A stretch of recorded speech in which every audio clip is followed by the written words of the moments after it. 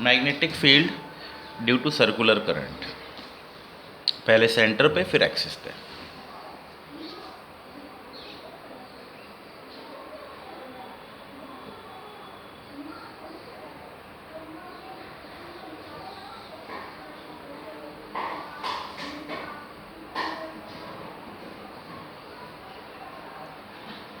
Current at centre, magnetic field due to circular current at centre पे पहले calculate करेंगे। पहले किसी सर्कुलर आर्क की वजह से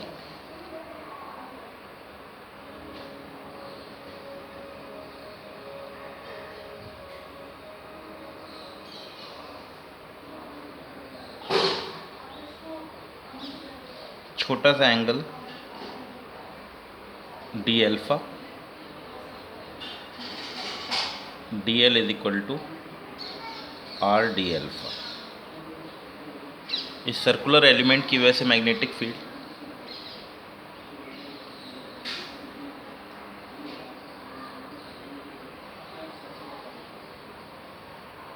एलिमेंट बायो सेवर्ट लॉ के हिसाब से D B is equal to mu naught upon 4 pi I D L cross R by R cube formula, और उसको जनरल फार्मूले में ले आए तो D B is equal to mu naught upon 4 pi I D L sine theta by R. अब D L length पता है हमें, दोनों के बीच में सर्कुलर आर्क और उस पोजीशन के बीच में एंगल कितना आता है, 90 डिग्री के बीच का एंगल आएगा अगर आर पोजीशन ली जाएगी। तो D B is equal to mu naught upon 4 pi I, length है आर डी एल्फा साइन 90 और दूरी है रेडियस का स्क्वायर। तो ये वैल्यू हो जाएगी mu naught upon 4 pi I by R D alpha D B. और पूरे किसी भी एंगल अल्फा की वजह से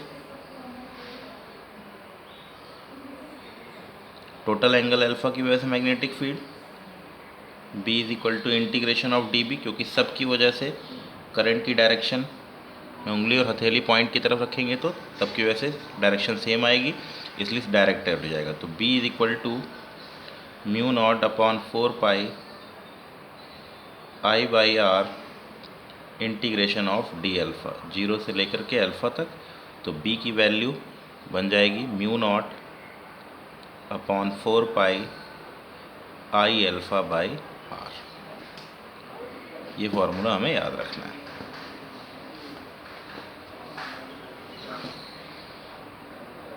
अगर पूरी सर्कुलर करंट है, एन टर्न्स,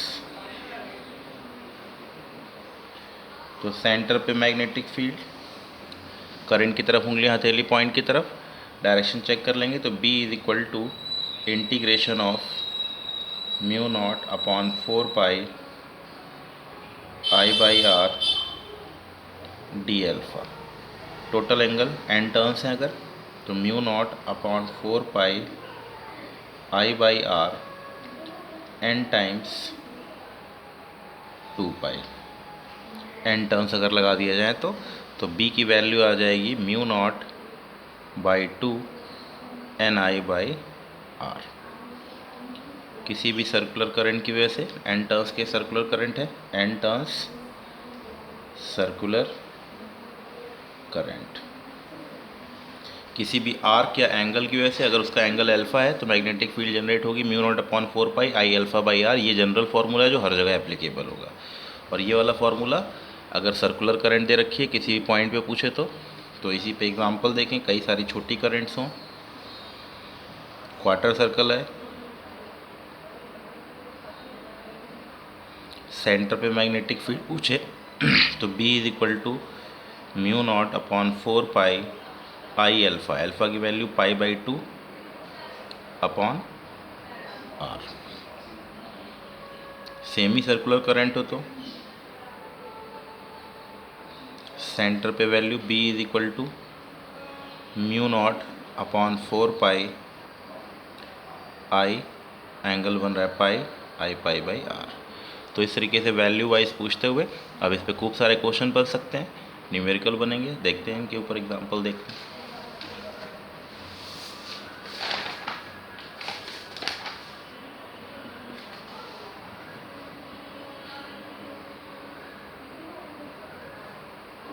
ये प्रॉब्लम आई हुई है।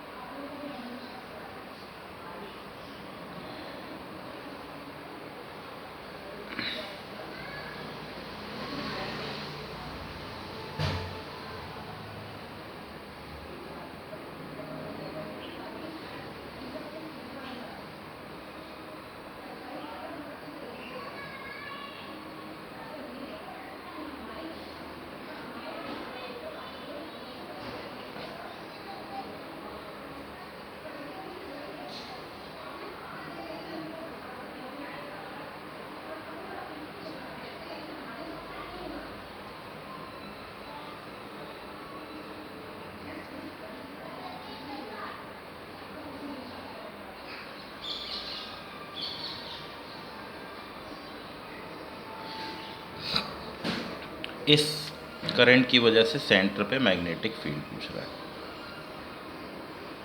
Inner radius R1, outer radius R2। Current तो अगर हम चेक करें तो ये जो स्ट्रेट करंट्स हैं 1 2 3 4 5 6 7 और 8, इन स्ट्रेट करंट की वजह से सेंटर पे मैग्नेटिक फील्ड आएगी 0। क्यों 0 आएगी?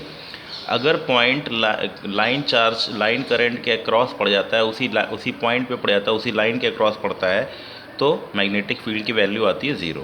तो हम सर्कुलर करंट की वजह से मैग्नेटिक फील्ड निकालेंगे तो स्ट्रेट वालों का इफेक्ट 0 हो जाएगा। क्यों?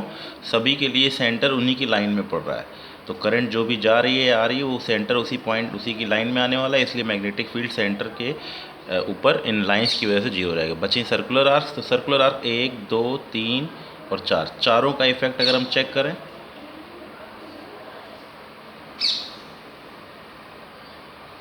सब की वजह से direction of magnetic field same आने वाली है।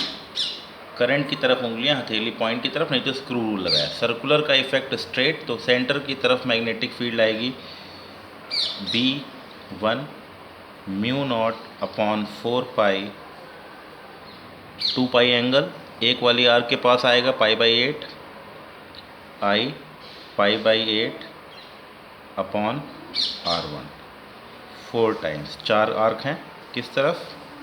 अंदर की तरफ। 4 क्यों लिया? 1 2 3 4, तो 4 आर्क की वजह से, एक आर्क की वजह से mu naught upon 4 pi I, angle एक का कितना बन रहा है? पाई by 8 upon R1।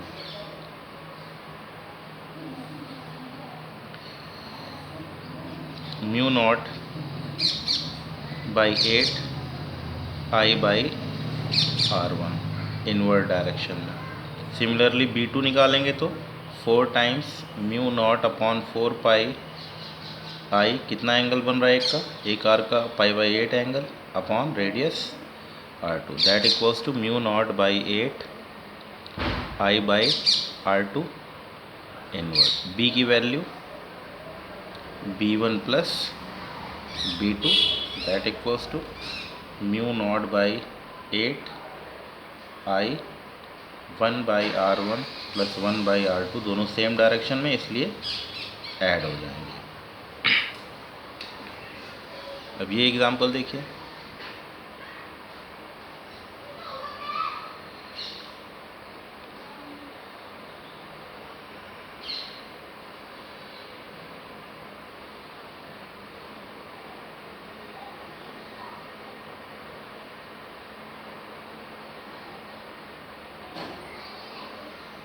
Angle 1 minute pi by 8 नहीं आएगा, पाई बाई 4 आएगा।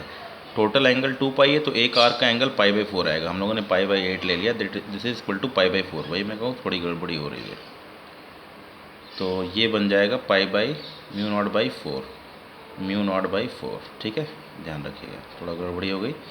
पाई बाई 8 एंगल नहीं आएगा, पाई बाई 4 एंगल आएगा। क्यों? टोटल एंगल 2 पाई है ना, 2 पाई बाई 8 आर्क्स दे रखी हैं, 1 2 3 4 5 6 7 8, तो 2 पाई बाई 8 बिकम्स पाई बाई 4।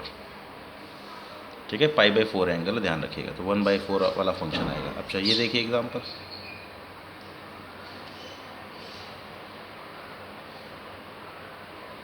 ऐसे क्वेश्चन आपको बहुत देखने को मिलेंगे। ये करंट दे रखी है, इसकी वजह से सेंटर पे मैग्नेटिक फील्ड पूछ रहा है। ठीक है, अब इसमें दो करंट्स हैं, एक R1 करंट है और एक R2 करंट वाली है। ठीक है, करंट की वैल्यू तो सेम ही है I, बट रेडियस की आर्क अलग अलग है। इन दोनों स्ट्रेट वायर की वजह से सेंटर पे मैग्नेटिक फील्ड एट कहाँ निकालनी है? एट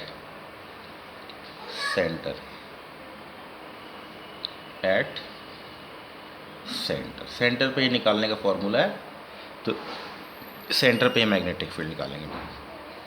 तो इन स्ट्रेट करंट की वजह से मैग्नेटिक फील्ड की वैल्यू आ जाएगी इस जगह पे 0। क्यों? क्योंकि वो उसी लाइन के लॉन्ग पड़ रहा है, इसलिए स्ट्रेट लाइन का कोई इफेक्ट नहीं, केवल सर्कुलर का। इस वाली करंट की वजह से करंट की तरफ उंगलियां हथेली पॉइंट की तरफ, तो इनवर्ड, और इस वाली करंट की वजह से आउटवर्ड। तो R1 वाली की वजह से inward, V1 mu naught upon 4 पाई, एंगल है पाई बाई R1, किस तरफ? इनवर्ड। V2 की वजह से mu naught upon 4 pi, I pi by R2, किस तरफ?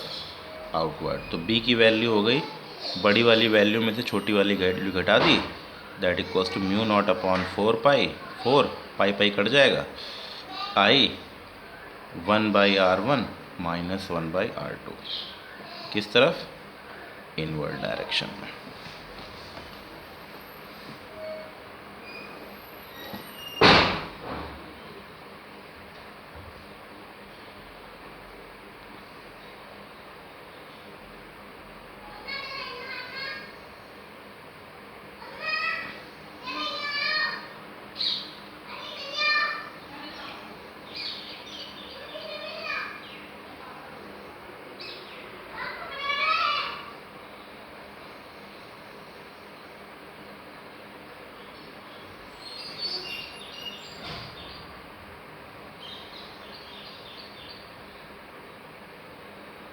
ये रेडियस R, रेडियस 2R, ये रेडियस 4R, ये radius 8R, and so on till infinity.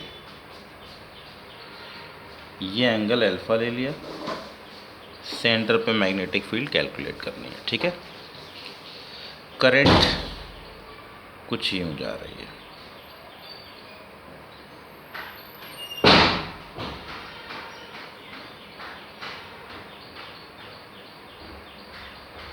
And so on. तो यहाँ पर स्ट्रेट वालों की वजह से मैग्नेटिक फील्ड एट C निकालनी है। तो इन स्ट्रेट करंट की वजह से मैग्नेटिक फील्ड की वैल्यू आएगी सेंटर पे 0। क्यों? क्योंकि उसी के लाइन के अलॉन्ग पड़ रहे हैं, तो इनका कोई इफेक्ट नहीं, केवल इफेक्ट किसका आएगा? सर्कुलर वाले का। कितना एंगल बना रहा है हर angle? Alpha, clockwise anti clockwise, clockwise anti clockwise. तो ये वाला क्लॉकवाइज इनवर्ड देगा, ये वाला एंटी क्लॉकवाइज आउटवर्ड देगा। नहीं समझ में आया तो स्क्रू के तरीके से चेक कीजिए। स्क्रू को घुमाएंगे, स्ट्रेट का इफेक्ट सर्कुलर, सर्कुलर का इफेक्ट स्ट्रेट। तो उस वाले कंसेप्ट से इस वाले सर्कुलर करंट की वजह से मैग्नेटिक फील्ड अंदर आएगी, इस वाले सर्कुलर करंट की वजह से मैग्नेटिक फील्ड आउटवर्ड आएगी। तो यहाँ पर इस वाले पोर्शन की वजह से पॉजिटिव, इस वाले पोर्शन की वजह से नेगेटिव मैग्नेटिक फील्ड होगी। तो B is equal to mu naught upon 4 pi I alpha 1/R minus 1/2R plus 1/4R minus 1/8R plus plus plus till infinity. ठीक है, तो हमने 1/R का इफेक्ट पॉजिटिव लिया, बाकी वालों का नेगेटिव लिया है। तो इसकी वजह से पॉजिटिव, तो इसकी वजह से नेगेटिव, पॉजिटिव नेगेटिव। I और अल्फा सबके लिए कॉमन है, बस रेडियस बदलती चली जा रही है, तो एक सीरीज़ बन गई। तो is equal to mu naught upon 4 pi I alpha by R 1 minus 1/2 plus 1/4 minus 1/8 plus and so on. तो पहला टर्म 1, और मल्टीप्लायर -1/2, तो that equals to mu naught upon 4 pi I α/r 1/1 minus -1/2 A/1 - r, sum of infinity. ठीक है, तो 1 - 1/2 का मतलब +1/2, 3/2 हो गया, ऊपर चला गया 2/3। तो म्यू नॉट अपॉन 4 पाई 2I/3r, ये मैग्नेटिक फील्ड की वैल्यू हो गई।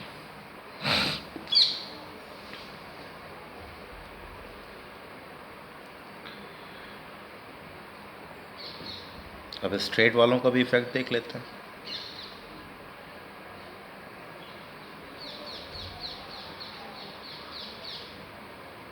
ऐसी करंट इन्फिनिटी से इन्फिनिटी तक चलेगी, तो 3 लोगों की current, straight, circular, straight, 3 current हैं। तो इसको फर्स्ट पार्ट ले लिया, इसको सेकंड पार्ट ले लिया, इसको थर्ड पार्ट ले लिया।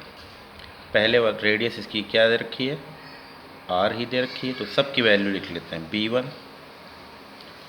करंट की तरफ उंगलियां हथेली आउटवर्ड, करंट की तरफ हथेली आउटवर्ड आउटवर्ड, तो तीनों की वजह से मैग्नेटिक फील्ड आउटवर्ड आ रही है। तो पहले वैल्यू लिख लेते हैं पहले वाली की वजह से। Mu naught upon 4 pi I/ perpendicular distance है r, इनिशियल पॉइंट का एंगल है, स्ट्रेट करंट का इनिशियल पॉइंट का एंगल है 0 और फाइनल पॉइंट जो इनफाइनाइट पे है वो 90, साइन 0 प्लस साइन 90,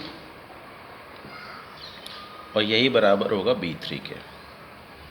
B2 की वैल्यू म्यू नॉट अपॉन 4 पाई, सर्कुलर करंट है I/r, सब के सब आउटवर्ड है,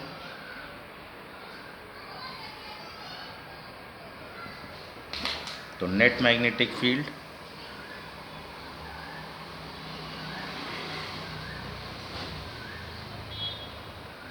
B1 plus B2 plus B3 outward direction में, सब की वैल्यू जोड़ दी, ये 1 बन जाएगा, ये 1 बन जाएगा, तो 2 mu naught upon 4 pi I/r common ले लिया और I/r भी कॉमन आ गया, तो इसमें आ गया 1 + 1 + पाई, तो आ गया mu naught upon 4 pi I/r 2 + पाई।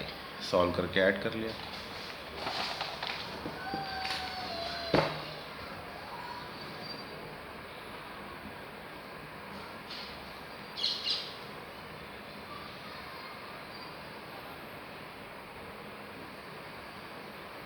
क्वार्टर सर्कल है, इसके सेंटर पे मैग्नेटिक फील्ड पूछ रहे हैं, हर बार सेंटर पे पूछेगा। करंट यूँ आ रही है, ये सर्कुलर, ये स्ट्रेट, तो फर्स्ट पार्ट, सेकंड पार्ट और थर्ड पार्ट। स्ट्रेट इनफाइनाइट से आ रहा है, स्ट्रेट इनफाइनाइट को जा रहा है, करंट की वैल्यू आई है। ठीक है, सेंटर पे मैग्नेटिक फील्ड पूछ रहा है। B1 करंट की वजह से उंगलियां हथेली पॉइंट की तरफ, आउटवर्ड आउटवर्ड आउटवर्ड, तीनों की वजह से आउटवर्ड, तो B1 B2 और B3। B1 mu naught upon 4 pi I/ perpendicular distance r, centre पे पूछ रहा है, तो पहले पॉइंट का एंगल 0, दूसरे पॉइंट का angle 90 degree, sine 0 plus sine 90, यही बराबर हो जाएगा B3 के। क्यों, परपेंडिकुलर ड्रॉ किया, इनिशियल पॉइंट का एंगल 0 और फाइनल पॉइंट का, परपेंडिकुलर का इनिशियल पॉइंट के साथ एंगल 0 और फाइनल पॉइंट के साथ एंगल 90 डिग्री जो इन्फिनिटी पे है, और ये आउटवर्ड डायरेक्शन में। B2 mu naught upon 4 pi I/2 angle upon r, ये भी आउटवर्ड, तो B net is equal to mu naught upon 4 pi I/r, direct add कर दिया, 1 + 1 + पाई/2, सॉल्व करके निकाल लिया। ऐसी बहुत सारी प्रॉब्लम्स पॉसिबल हैं, फिगर बना देगा, घुमा टहला के पूछ लेगा। देख लेते हैं एक एग्जांपल और भी देख लेते हैं।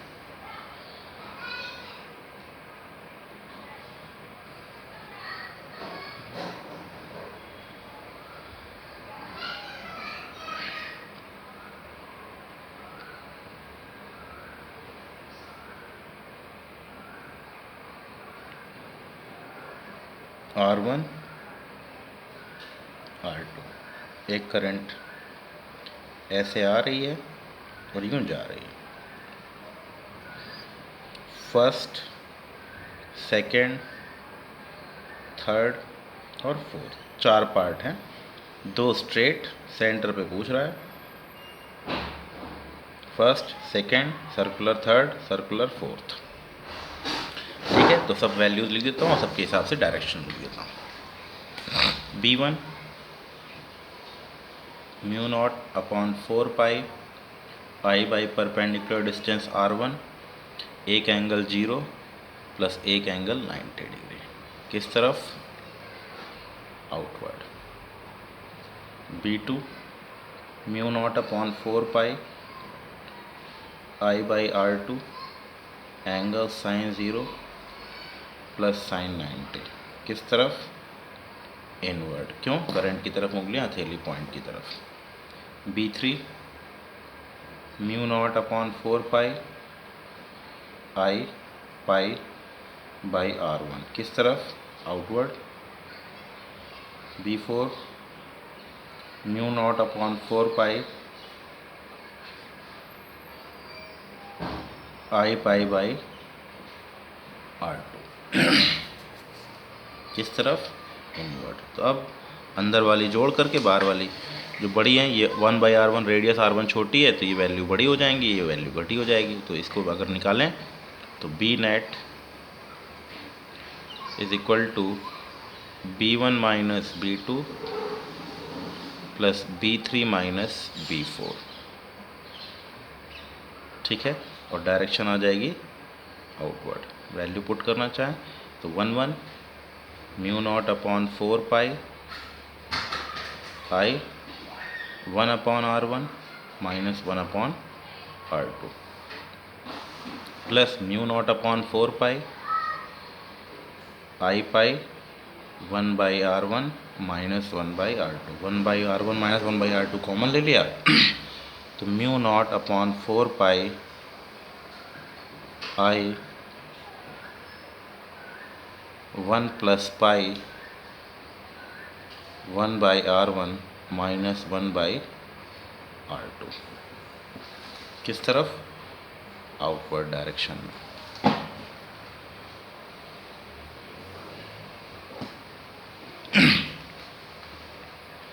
तो इस टाइप की प्रॉब्लम आपको बहुत सारे एग्जाम्पल में देखने को मिलेंगी। अब एक और आर्टिकल है magnetic field due to the circular current at an axial point. ठीक है, तो ये भी बोर्ड का आर्टिकल, ध्यान रखें। Magnetic field due to circular current at an axial point. जैसे इलेक्ट्रिक फील्ड निकाली थी बिल्कुल वैसे ही निकलेगा। करंट इस तरीके से बाहर आ रही है।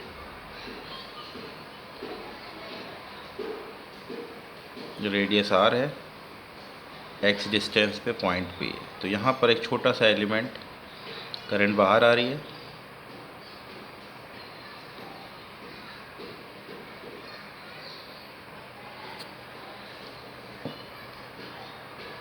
इसकी वजह से मैग्नेटिक फील्ड इस पॉइंट पे dB निकलेगी, इसके परपेंडिकुलर। करंट बाहर, हथेली पॉइंट, करंट यूँ आ रही है, सर्कुलर करंट है तो ऊपर की तरफ छोटा सा एलिमेंट ले लिया। कंसीडर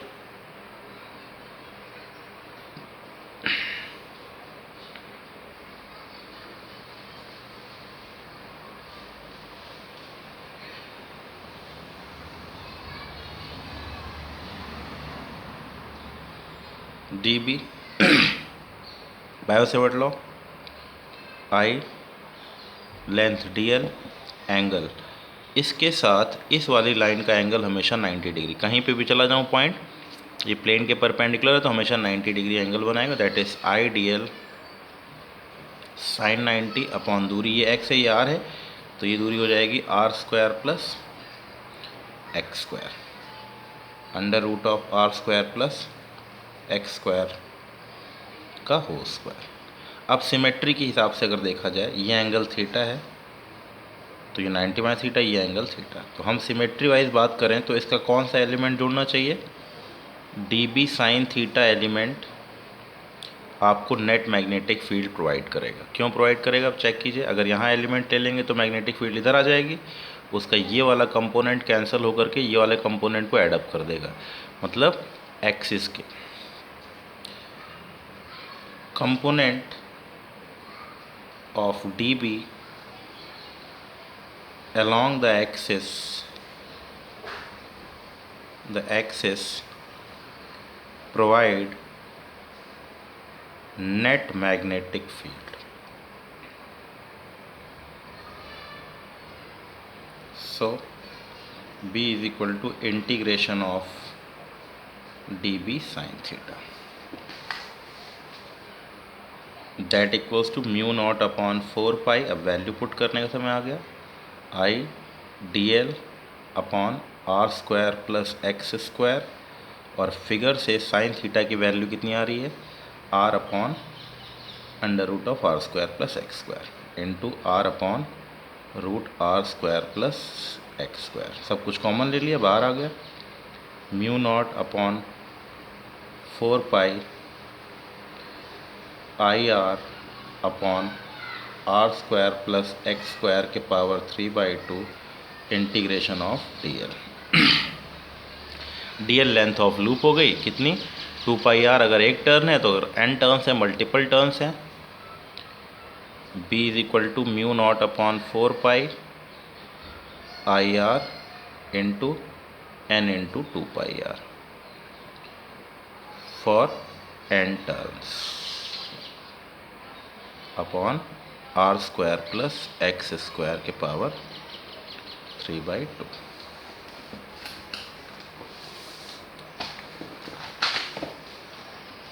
तो B is equal to mu naught upon 2 I R square N I R square upon R square plus x square के power 3/2। Magnetic field along the axis, जहाँ n नंबर ऑफ टर्न्स हैं। तो इसको ध्यान रखना है। Proof बहुत मुश्किल नहीं है। छोटा सा एलिमेंट काटा, छोटी सी मैग्नेटिक फील्ड, डी बी बराबर mu naught upon 4 pi I D L sine theta upon R square वाले फॉर्मूले से थीटा की वैल्यू 90 डिग्री हो गई, तो mu naught upon 4 pi I D L sign 90 upon दूरी का स्क्वायर। अब मुझे मालूम है सिमेट्री वाइज इस मैग्नेटिक फील्ड का केवल ये वाला component net magnetic field provide करेगा। क्यों? सिमेट्री से अगर यहाँ एक एलिमेंट ले लेंगे तो वो कुछ इधर मैग्नेटिक फील्ड पैदा करेगा, तो उसके दो कंपोनेंट बनेंगे, एक ये कंपोनेंट, एक ये कंपोनेंट। ये वाला कंपोनेंट इससे कैंसल्ड आउट हो जाएगा, केवल ये वाले कंपोनेंट ऐड अप होंगे। तो हमने केवल इसी कंपोनेंट को ही कंसीडर किया। तो net magnetic field D B sine theta का इंटीग्रेशन कर लिया और साइन थीटा की वैल्यू फिगर से देख ली। ये थीटा है, ये आर है, R upon under root of R square plus x square sine theta की वैल्यू पुट कर ली, हमें ग्राफ मिल गया।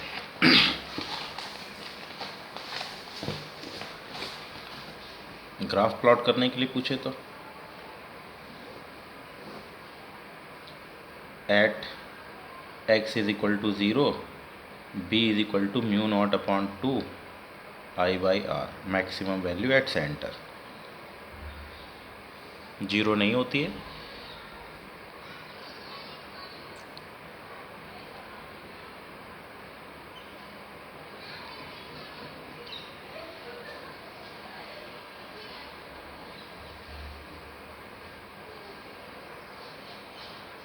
जैसे जैसे x बढ़ेगा मैग्नेटिक फील्ड की वैल्यू घटती चली जाएगी। Mu naught upon 2 I by R, N I by R ले लीजिए, एन नंबर ऑफ टर्न्स है। सेंटर पे मैग्नेटिक फील्ड की वैल्यू मैक्सिमम होती है। ठीक है, ध्यान रखना। अब इन्हीं सर्कुलर करंट के ऊपर न्यूमेरिकल जो बनेंगे उनको भी डिस्कस कर लीजिएगा। इसके ऊपर क्वेश्चन बनेगा, इसको भी ध्यान रखिएगा। Magnetic field at an actual point is this one. ठीक है, नेक्स्ट लेक्चर में इसके आगे वाले पार्ट में चार्ज पार्टिकल का मोशन और करंट वगैरह की वजह से फोर्स को डिस्कस करेंगे। Thank you very much.